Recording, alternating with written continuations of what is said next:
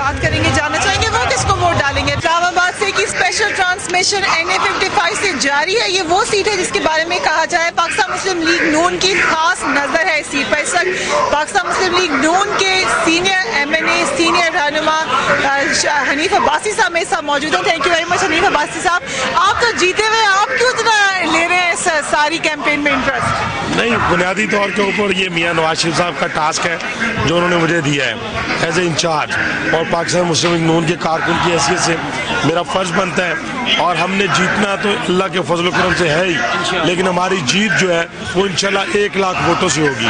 1 lakh vote इंशाल्लाह रावलपिंडी से मियां नवाज शरीफ के दीवाने निकाले। कहा जा रहा है मियां नवाज शरीफ का अपना इंटरेस्ट है सीट के अंदर, बड़ी दिलचस्पी ले रहे हैं, वो क्या सच? देखिए, मियां नवाज शरीफ का इंटरेस्ट पूरे पाकिस्तान के अंदर हर सीट के ऊपर है, और इंशाल्लाह ताला उन्होंने अपने कारकुनान को ये टास्क दिया है, तो उनका पूरे पाकिस्तान के साथ इंटरेस्ट है, पिंडी के साथ खसूसी लगाव है, मोहब्बत है, प्यार। लेकिन NA-55 में कुछ खसूसी शख्सी लगाव भी है।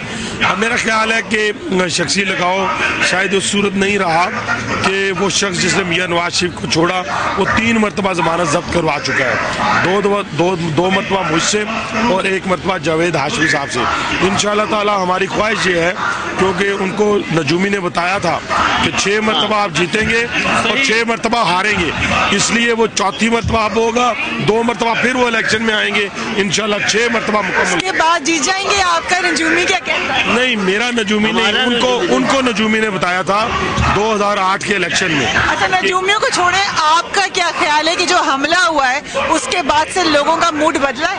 हाँ बिल्कुल, लोगों को मालूम हो गया है कि यहाँ इस शहर के अंदर एक ऐसा शख्स है जो लाशों की सियासत करना चाहता है।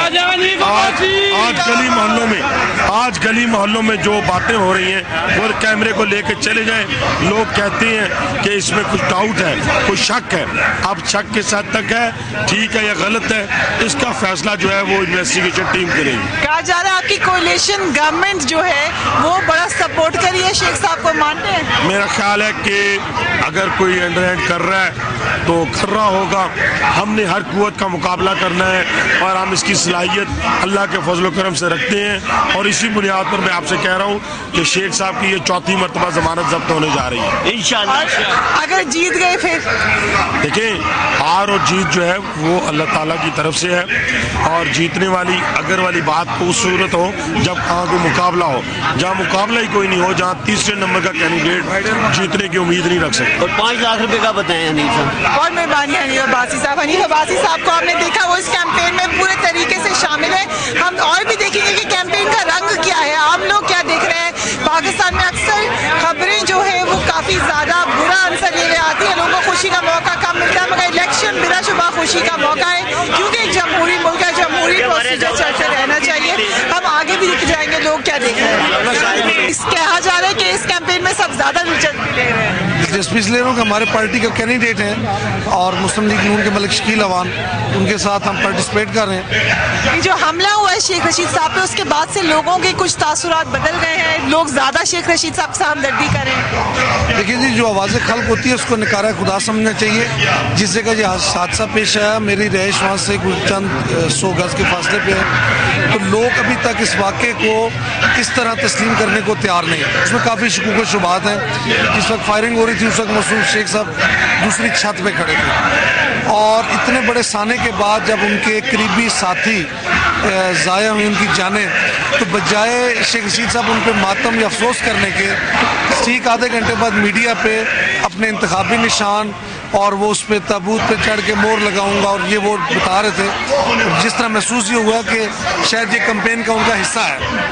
मैं नहीं समझता कि इसके ऐसा कोई बुरे नताइज पड़े हैं, बल्कि लोगों को तो काफ़ी हद तक उनसे मुतनफर हुए हैं। लेकिन सिक्योरिटी के बारे में लोगों के सवालात उठे हैं कि क्या लोगों को सही सिक्योरिटी मिल रही है? देखिए, मैं अपनी बात में ज़रा कंप्लीट कर लूँ जो मेरी रह गई थी। सिक्योरिटी शेख साहब को मुयस्सर है। अगर 2 उनके गनमैन थे और वो टारगेट हो गए, तो उसके बाद जो हमलावर थे तो उनके राह में कोई रुकावट नहीं थी। अगर उनका टारगेट शेख रशीद अहमद थे, उन्होंने उस टारगेट को अचीव नहीं किया। इट मीन्स उनका टारगेट शेख रशीद नहीं थे, स्वाय खौफ और राज फैलाना, क्योंकि मसूद शेख साहब की पोजीशन इंतहाई कमज़ोर है और वो फरार के रास्ते ढूंढ रहे हैं। तो वो किसी तरीके से इस तरह के ड्रामे बना के, पूरा शहर ये कह रहे, हम नहीं कह रहे, ये तो आप पूरे शहर में गलियों में निकल रहे हैं, तमाम कह रही है कि Sheikh Sahab only to escape from elections, इस किस्म के ये ड्रामा इन्होंने। बहुत मेहरबानी, शुक्रिया आपके हमें पास होने।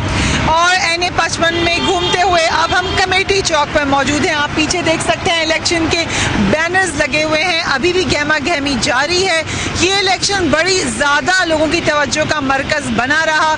ये वो हल्का है जहाँ पर शेख रशीद साहब भी खड़े हुए हैं, इस वजह से इसमें खसूसी दिलचस्पी ली गई। शेख रशीद साहब पिछले इलेक्शन में हार गए थे, इस दफ़ा PMLN ने एक और रुकन खड़ा कर दिया है।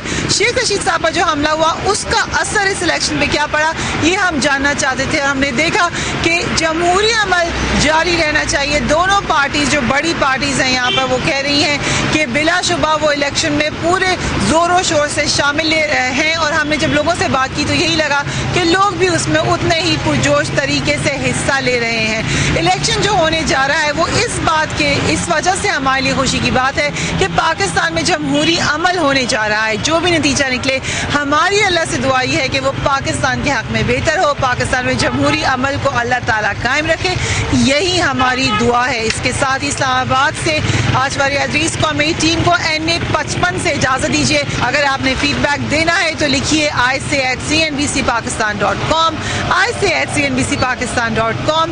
अल्लाह हाफिज़।